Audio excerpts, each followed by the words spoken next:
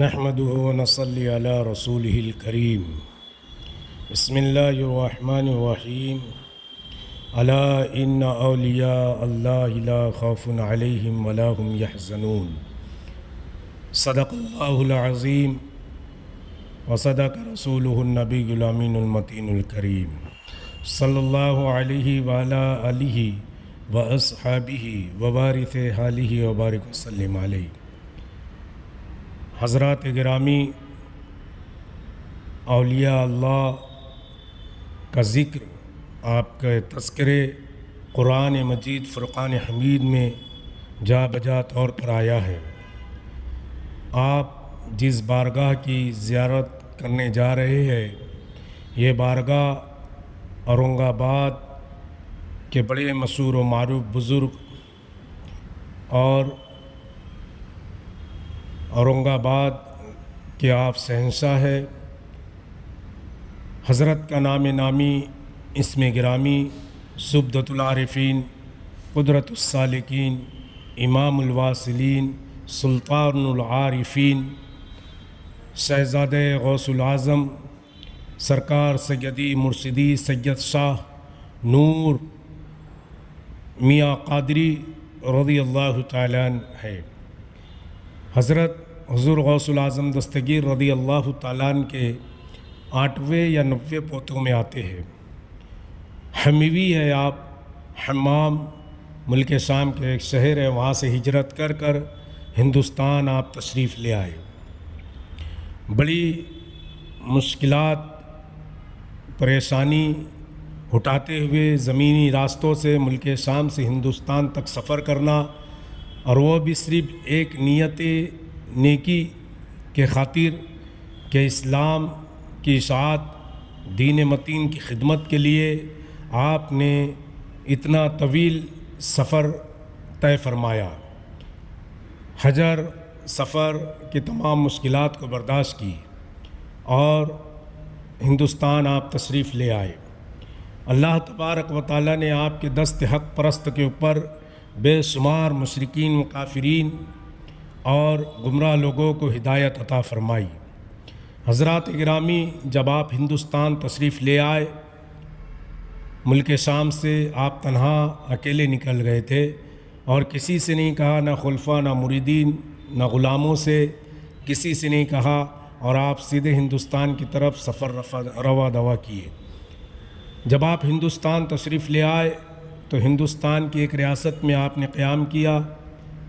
ایک قصبے کے کنارے ڈونگر تھا، اس ڈونگر کے اوپر آپ نے پڑاؤ ڈال دیا تھا۔ آپ وہاں رک گئے اور اللہ کے ذکر و اذکار کے اندر محوی ہو گئے، اور آپ پر اللہ کے ذکر کا یہ اثر ہوا کہ حضرت شاہ نور حمیوی رضی اللہ تعالیٰ کے اوپر ایک وجد، ایک کیفیت طاری ہو گئی، اور وہ ایسا وجد اور ایسی کیفیت تھی کہ کئی مہینوں تک آپ اس ڈونگر کے اوپر بیٹھے رہے، حتیٰ امکان کہ آپ کے اوپر دیمک لگ گئی۔ اور دیمک لگنا کیا تھا، ایسی ویسی نہیں، بلکہ ایسی دیمک لگی کہ آپ کا پورا جسم اطہر، جسم مبارک اس دیمک کی مٹی کے اندر چھپ گیا، اور وہ ایک گول نما شکل میں بن گیا۔ اور وہیں پر چراوے لوگ تو بکریاں چرانے آتے تھے، ان نے جب ٹیلے پر دیکھا، ڈونگر پر دیکھا کہ یہ کیا بن گیا ہے، ایک عجیب شکل و صورت کی مٹی کی ایک چٹان بن گئی ہے، تو وہ جو دھنگر تھا اس کی بیوی نے وہاں پر کچھ منت مرادی کر لی۔ اب وہ پوری ہو گئی، اور کیوں نہیں ہوتی، کیونکہ اللہ کا محبوب بندہ اس مٹی کے اندر موجود تھا۔ شاہ نور حمیوی اس مٹی کے اندر موجود تھے، اس دیمک کے اندر موجود تھے۔ اب اس نے جا کر گاؤں میں بولی، گاؤں کے لوگ جوگ بجوگ آنے لگے اور میلہ لگنے لگ گیا، لوگوں کی مرادیں پوری ہونے لگی، منتیں پوری ہونے لگی، لوگوں نے اس کے اوپر ڈورے باندھنے لگ گئے، اور اس کے آگے ہے تو پھر وہ سب تمام چیزیں ہونے لگی۔ اب لوگ جوگ بجوگ آنے لگے، اور ایک وہ بہت مشہور ہو گیا۔ جب آپ کے خلفاء و مریدین آپ کی تلاش کرنے کے لیے نکلے تو آپ کے کسی خلیفہ کے خواب میں الہام ہوا کہ ہندوستان کی سرزمین پہ فلاں ریاست میں ایسی ایسی جگہ موجود ہے۔ جب خلفاء و مریدین آئے دیکھا کہ یہاں تو میلہ لگا ہوا ہے، مٹی کا ایک ڈونگر ہے، اس کے اوپر لوگ ہیں تو اپنی چڑھاوے چڑھا رہے ہیں، عبادت کر رہے ہیں، یہ کر رہے وہ کر رہے ہیں۔ تو بڑے پریشان ہوئے، کہا کہ بھائی یہ کوئی بھگوان نہیں ہے، یہ کوئی خدا نہیں ہے، بلکہ اس کے اندر ہمارے گرو ہے حضرت شاہ نور میاں ہے، ہم انہیں لینے آئے۔ تو اب لوگوں کی اس سے عقیدت ہو چکی تھی اور لوگ نے کہا کہ ابھی تم نے اسے ہاتھ لگایا تو ہم آپ کو ختم کر دیں گے۔ وہ بڑے پریشان ہوئے، ظہر کا وقت ہوا، بزرگ لوگ تھے، کہا کہ حکمت عملی سے کام لو، ابھی ظہر کا وقت ہوگا، اور اسی مٹی کے ڈیلے کے پاس جا کر اذان دی جائے۔ پھر ایک مرید گیا، آپ کا ظہر کا وقت ہوا تو اس نے اذان دی، صدائے اللہ اکبر لگائی، اللہ اکبر کی صدا جیسی حضرت شاہ نور میاں کے کان میں گونجی تو آپ کا وجد، آپ کی کیفیت ٹوٹ گئی۔ ٹوٹنا تھا کہ وہ مٹی کا ڈھیلا بکھر گیا اور آپ اس میں سے جلوہ گر ہوئے۔ ہزاروں کی تعداد میں لوگ تھے، حضرت شاہ نور میاں کو دیکھ کر سب حیرت زدہ ہو گئے۔ حضرت شاہ نور میاں نے اپنے خلفاء و مریدین سے ملاقات کی۔ اب یہ ہزاروں کی تعداد میں لوگ جو عقیدت مند کی طرح کھڑے ہوئے تھے، وہ آ کے قدموں پر سر رکھ دیے اور کہا کہ حضور والا، آپ جس بھی قوم کے ہے، جس مذہب کے ہے، ہمیں اس مذہب کے اندر داخل کر لیجئے۔ سب نے کلمہ پڑھ لیا، آپ کے چہرے مقدس کو دیکھ کر کلمہ پڑھ لیا، کیونکہ آپ شاہ نور تھے، نور بھرا چہرہ تھا، آپ کے چہرے کو دیکھ کے کلمہ پڑھ کر مسلمان ہو گئے۔ پھر جب وہاں سے ہجرت کرتے ہوئے آپ دولت آباد، خلد آباد اور اورنگ آباد کے اندر قیام پذیر ہوئے۔ پھر قیام آپ اورنگ آباد میں آپ نے ہمیشہ کے لیے قیام فرما لیا۔ آپ کے ایک مرید تھے حضرت سرکار سید میر عبد القادر رحمۃ اللہ تعالیٰ علیہ، جو حضرت اورنگزیب عالمگیر رضی اللہ تعالیٰ عنہ کے صوبہ دار تھے، کام کاج سنبھالا کرتے تھے، بڑے عہدے پر تھے۔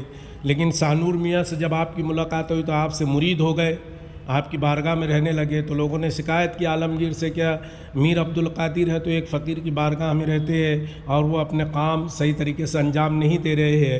تو حضرت اورنگزیب نے پھر میر عبد القادر صاحب کو بلایا، کہا بھائی تم ایک فقیر کی نعت میں لگ گئے ہو، بارگاہ میں ہی بیٹھے رہتے، کام نہیں کرتے، اب کیسا ہوگا؟ تو کہا کہ وہ میرے پیر و مرشید ہے، اللہ کے ولی ہے، اللہ کے نیک بندے ہیں۔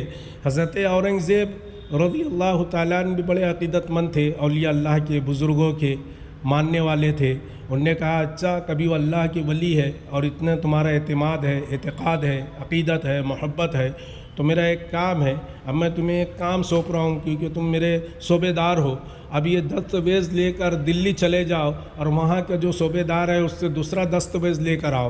اور میر عبد القادر نے کہا ٹھیک ہے حضور، میں لے کر چلے جاؤں گا۔ جو یہ بارگاہ دیکھ رہے ہیں آپ، مقبرہ اعلی حضرت میر عبد القادر، یہی ہے، یہی بارگاہ حضرت کے خلیفہ حضرت میر عبد القادر کی ہے، جو مزار کی آپ زیارت کر رہے ہیں۔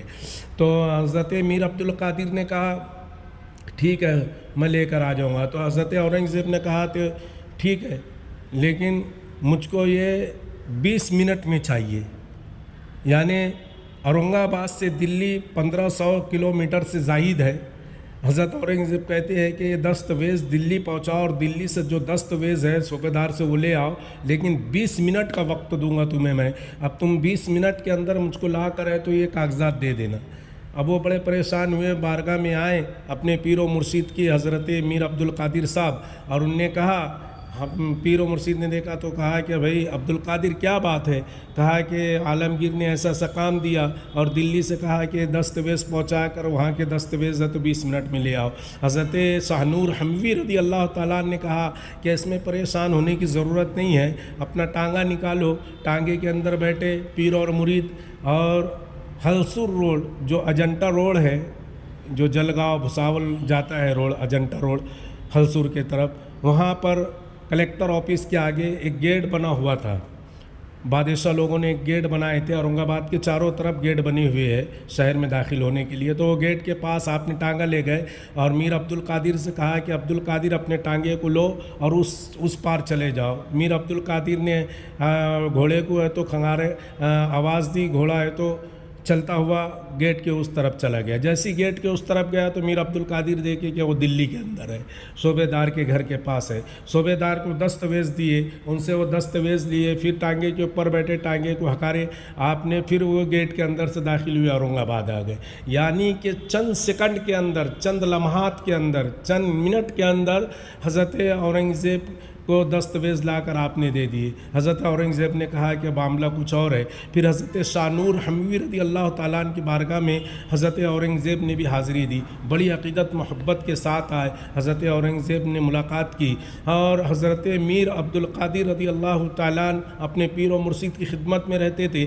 جب مرید کامل ہو, مرید کی عقیدت کامل ہو تو پیر پھر اس کے لیے ہر مشکل کو آسان کر دیتا ہے. یہی نسبت اولیاء اللہ کی ہے کہ جو ان سے نسبت رکھتا ہے تو دنیا کی زمین ان کے لیے مسخر کر دی گئی. ہزاروں کلومیٹر لمحہ سفر چند لمحے میں طے کر لیا. تو یہی نسبت ہے اولیاء اللہ کی کہ کل بروز قیامت ہم جیسے گناہ گاروں کو بھی ان اولیاء اللہ پل صراط سے پلک جھپکتے ہی پار کر دیں گے. اللہ تبارک و تعالی ہم سب کو ان بزرگوں کا فیض عطا فرمائے اور ان کی دامن سے وابستگی عطا فرمائے, ان کی محبت و عقیدت کے چراغ ہمارے دلوں میں روشن فرمائے, ان کے صدقے تمام مشکلات پریشانی کو دور فرمائے. وما علینا الا البلاغ. السلام علیکم ورحمۃ اللہ وبرکاتہ.